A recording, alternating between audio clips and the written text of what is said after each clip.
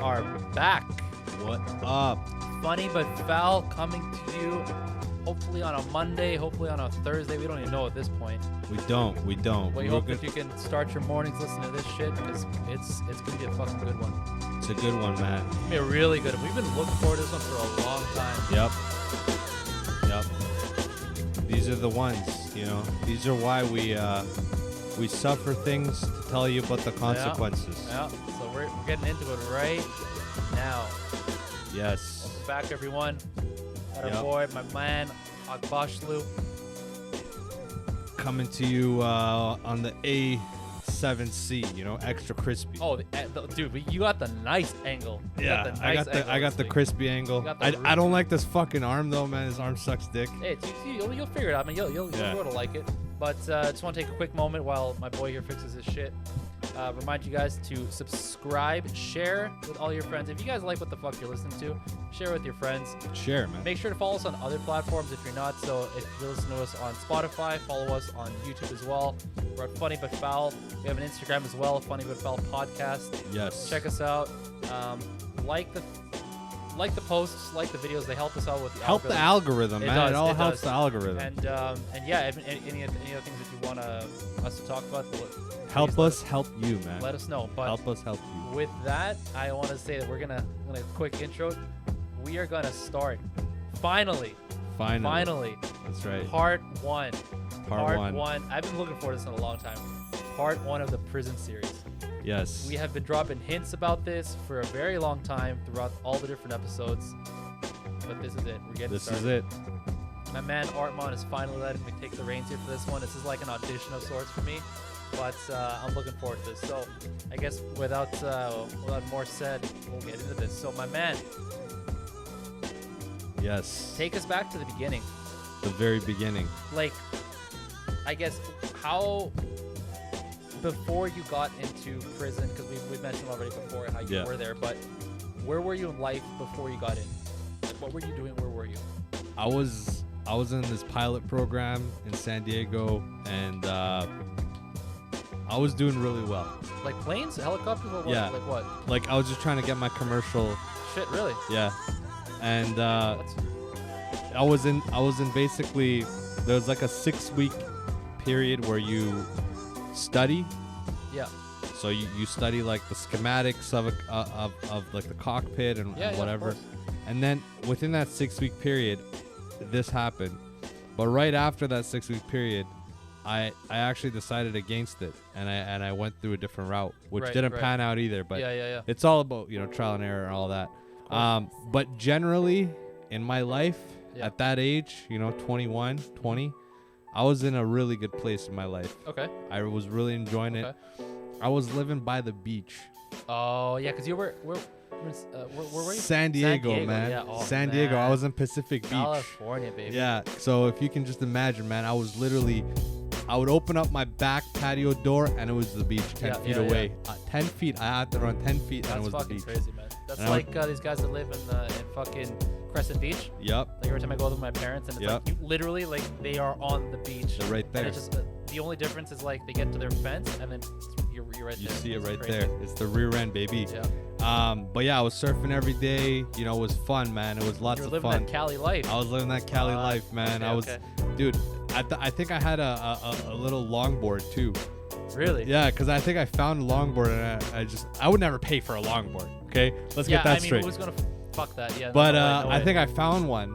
I think it was some homeless guys, and I just picked it up and I eventually got on it, and it was lots of fun.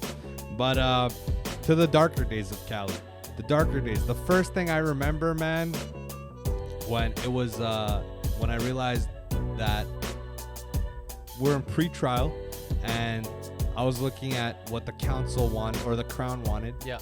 And they were looking at something like 4 to 6. 4 to 6 years. 4 to 6 years. Jesus. Right? So. Because in the end, how long did you stay in for? Close to, give or take, like 5-6 months. Okay. 5-6 months. Okay. But it was 4 to 6 is what they're looking at the beginning. 4 to 6, but I gave up on my case. That's why I got out, right?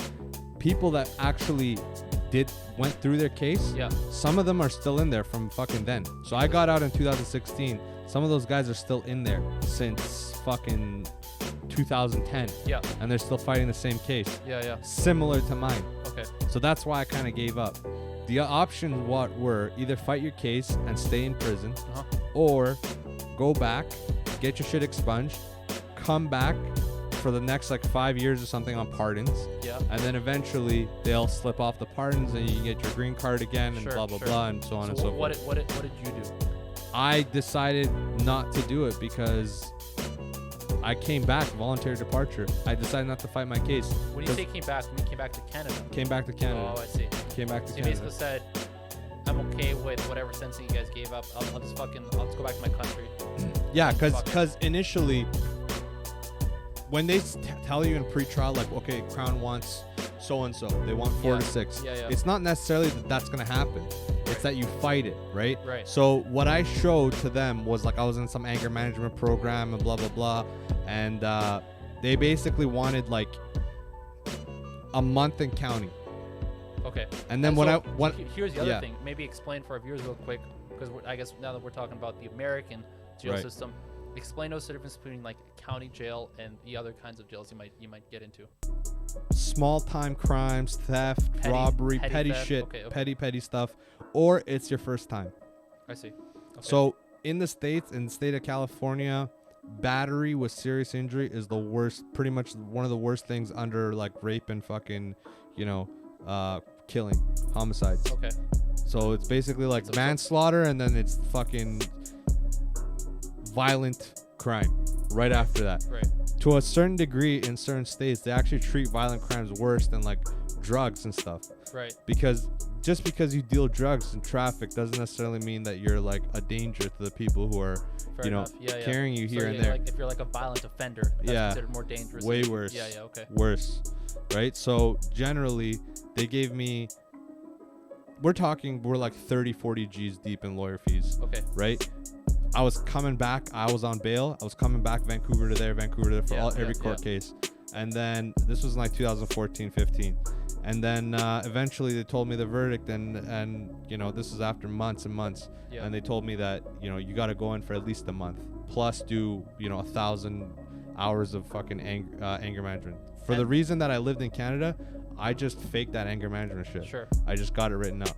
And so when they told you a month plus all the other things that they wanted to see, what was at the time when you were told all that, what was the outlook going to be for when you actually finished all that? Like, were you just good?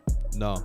So basically I was there on basically a grant. And what I mean is like, I was granted to be there. Right. For school, for work, whatever. Yeah.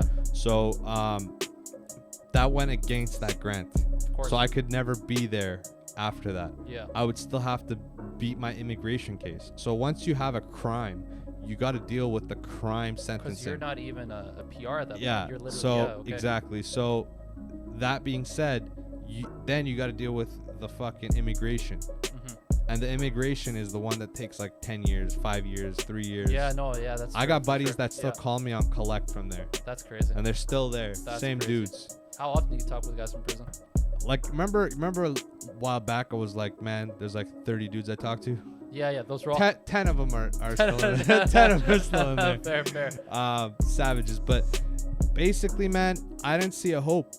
I didn't see a hope. It's dark because you do the same thing every day. Yeah. Right? And there's only so many things you can do, and you just hear about people.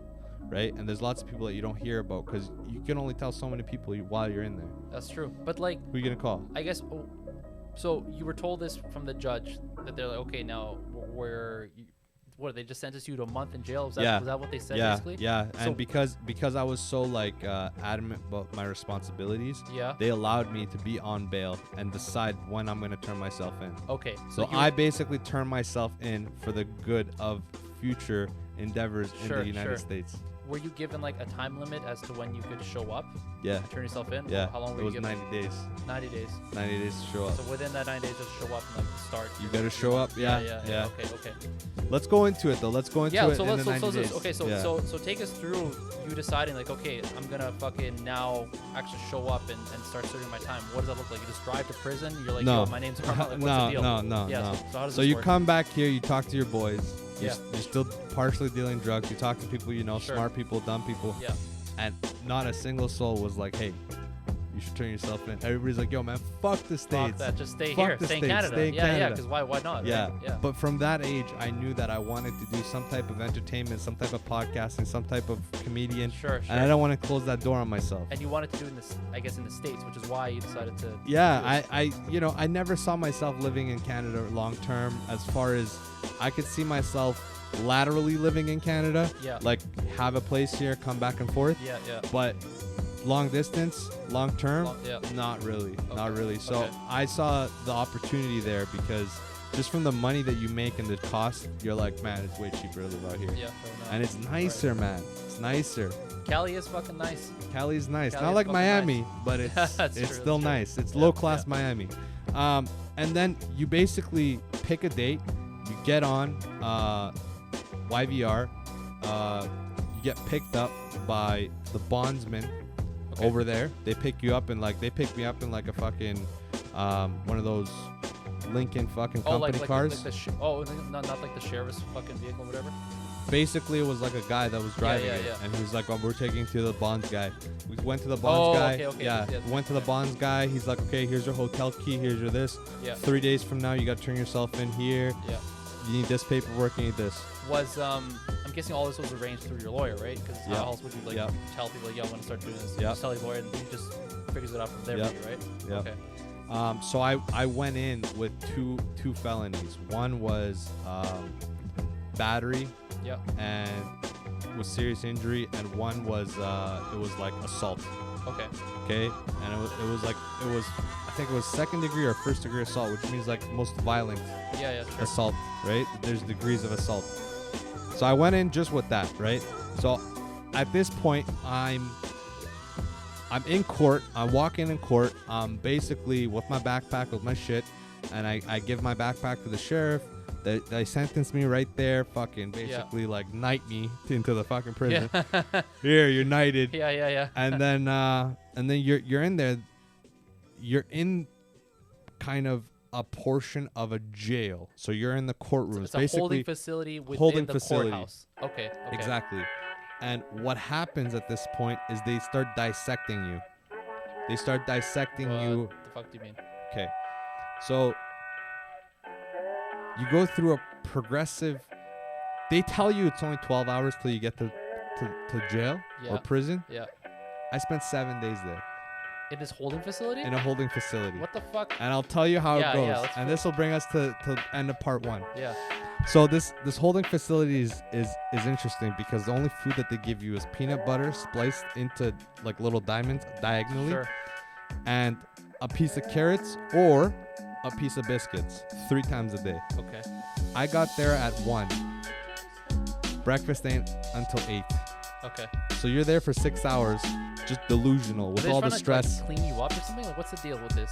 It's basically you're there with anybody and everybody, misdemeanor wise, Yeah. smaller felony wise, first timers. You'll have anybody from dudes that are just nodding off to dudes that just got beat up to a dude that got stabbed to a fucking couple guys that are like suspects for some fucking homicide. Yeah. But they don't have proof on them yet, so they're there as like small time dudes, Okay. drug dealers, shit like that. So you're there and you walk around the room and you look around the room and you look at yourself and you realize that you are the most normal person here. Okay. Everybody else here is like Truly fucked. fucking no hope. No Yeah, hope. yeah, yeah. Everybody's gone. Everybody's gone. And that's when you realize like this isn't gonna be fun. This Yeah. is gonna be So it kicked a in jungle. for you. It kicked in for you there. Yeah, not at YVR, taking the flight No. over. Not when the bondsman picked you up. Not when the fucking sheriff, it was there in that fucking room. Yep. You don't know what things cost until you're doing it. This is what I'm trying to tell you. Yeah. There's certain aspects that you don't realize, you don't put in perspective, even though they're the most common sense things that you could realize. Sure, yeah. When you're in it, you realize how common sense they are, but they're not. So anyway. So 7 days are up. No. Let me go through this. Oh, so they take you. They don't let you stay in the same cell more than 6 hours. Okay. So you're getting no sleep. And these guys have 12-hour shifts, and they switch every 6 hours. Right. So you have fresh dudes. They got tons of energy. Yeah. You know, these guys are, nocturnal. Some of these guys work at night for the last 10 years. So their energy levels compared to yours, fucking ridiculous. Agbashlu or Akhabiyashlu, and they call you and shit, and you gotta go. So you first go, and you start telling them, they start fingerprinting you. Okay. Taking your height, your weight, butt naked, all that. Okay. So that's the first part. Then they take you back to the cell. They give you a little biscuit and fucking dirty ass fucking shit peanut butter. Yeah. And then another 6 hours goes by. 6 hours goes by, you get blood work. Mm-hmm. Get blood work. They weigh you again for some dumbass reason, like you're gonna weigh any different. And then you go back. This process goes on, and they ask for references and shit, and I just gave them wrong ass numbers. I gave them like college numbers and shit, or references and shit. Like they're gonna like, if you were like a flea case, you would need these references. Right. Anyway, so you walk in to the last stage, right? And it's fucking hilarious because you're listening to dudes and you're like, yo, why are you here? Yo, why are you here? And then you listen to what they did. These are like icebreakers, but for prison. Yeah. So Hey, so what one guy, in for? he's like, yeah, my brother fucked my wife, so I stabbed to kill him, but I only got his shoulder. So this guy's in there for manslaughter as a first offense. Yeah. So he was pretty much inches away from murder. Yeah. Right? And you're in there with this guy. And then there's like another dude that, dosed some chick and the chick died. Yeah. But they don't know if it was him or somebody else. These are the stuff that you hear in there. For sure. And you realize, like, you're a good fucking person. As much as you sold drugs, as much as... Yeah, like, or like the reason that you actually got in here, like all this stuff, but you realize that for yourself. You're like, I might have fucking made some mistakes getting to this point, but...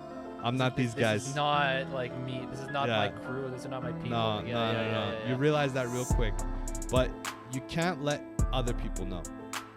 True. Because initially in that holding facility, it's fairly safe. Nobody's fucking around with you. But the next part, I'll tell you next time, where it gets to being real dangerous. Yeah, well, I basically for this first episode, for this part, I want to basically get us to the entrance, like basically like driving to actual prison. So take us through the end of the holding facility. So holding facility, you get to stage 7, or basically stage 7 exactly, and you get to a stage where they give you overalls.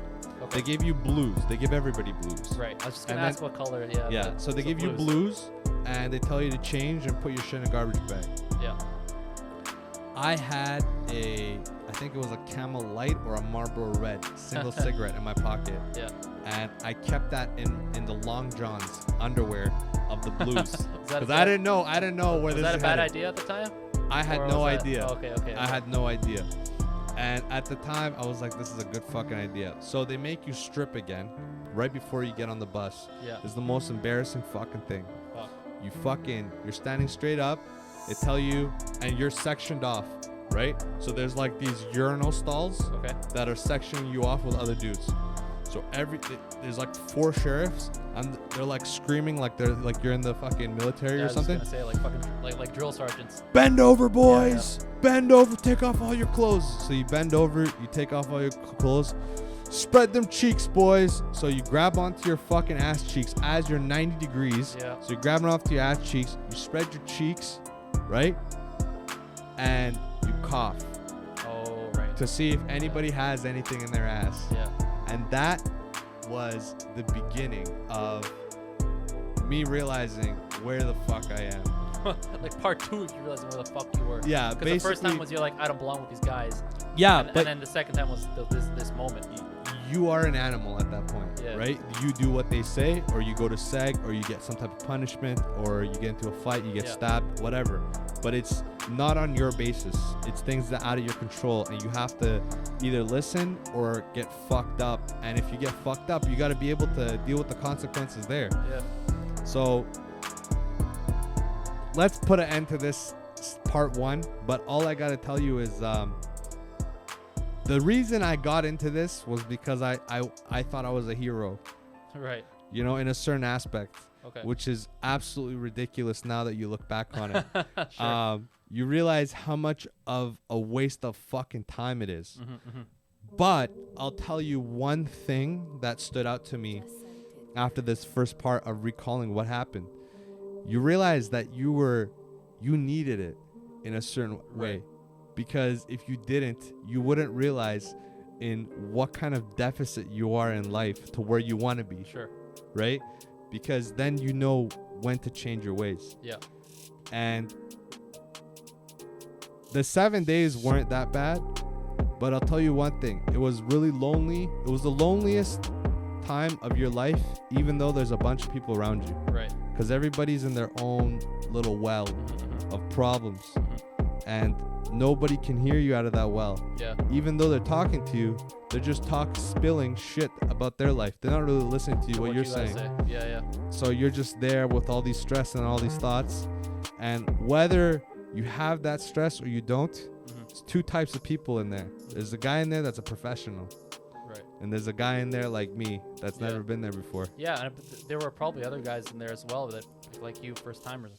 First timers. Right? Yeah. And you do hard time like that. You do real hard time like that where you think all the worst and all the bad stuff. Yeah. And you talk to an old timer that's been there, or a dude who's experienced, maybe not an old timer and maybe in his 20s or 30s, but he's been there like 10 times. Right. It's like, this is just the process. Because I was just going to say that all of what you've mentioned so far is just getting to the next part, which is actually. Exactly. And even that is not the feds, and we'll go into why that's not the feds. So the Mortal Kombat boss that you're gonna fight at the end of this fucking little holding facility is not even the scariest thing that you have to deal with. When you get to the feds, that's when dudes that are doing real shit. Life, triple life. Fucking prison gangs, the whole everything. Marshals, guys are doing 11 life sentences. Yeah. You know, that guy stabbed multiple COs. You think he cares about you? Yeah. You know, that's the kind of stuff you got to deal with. The guy's lost. He's got no family. He's an orphan. You know, those guys are the scariest because they have nothing to lose. They're already in the worst spot of life. They're on, basically, without being on death row, they're the furthest thing too. Yeah. And they're looking at permanently living their rest of their 40, 50 years in prison. Yeah. You know. So after the end of this, these 7 days, where was your next destination? And then we'll leave it there. The next destination, what I remember is you're going through a facility that near the door where you exit is all the people that are deranged mentally. Okay. And you're seeing these thick, basically bulletproof windows. Jesus. And all of these guys, some of them don't have light bulbs. It's some shit out of a movie. You can't even make this shit up. Yeah. You're literally walking this hall, and some of the fucking jails, some of the cells have lights, and some of them have been broken, and nobody gave a fuck enough to go in there and fix it. You have dudes smashing their heads off the walls. You have dudes screaming. You have a dude fucking shivering, fucking holding his legs. This dude talking to themselves. And you realize that these people, not only are they fucked over in a fucking puzzle, just being in jail, but they're in a puzzle in their own mind. And you realize that gives you just a little bit of hope. But you're stepping on the bus to fucking hell. So what name does hell have in this scenario? This is bus headed towards where? Fucking county prison. County prison, man. So we'll leave it at that. Next part is going to be the journey to county prison. So thank you guys for taking part. This is part 1 of our prison series. We hope you guys enjoyed. Take some notes, man. It might help you out. Just be open to what you hear, man. It might be the thing you need in your life. And with that, we are out. Please share, subscribe, our YouTube, Instagram, Funny But Foul, everywhere except for Instagram, Funny But Foul Podcast. Give us a like, give us a sub, share us, show us some love, and we'll show you some love, man. Tell us what you want us to talk about, man. We're all open to all that shit. And just show love to everybody that does good to you. Show love.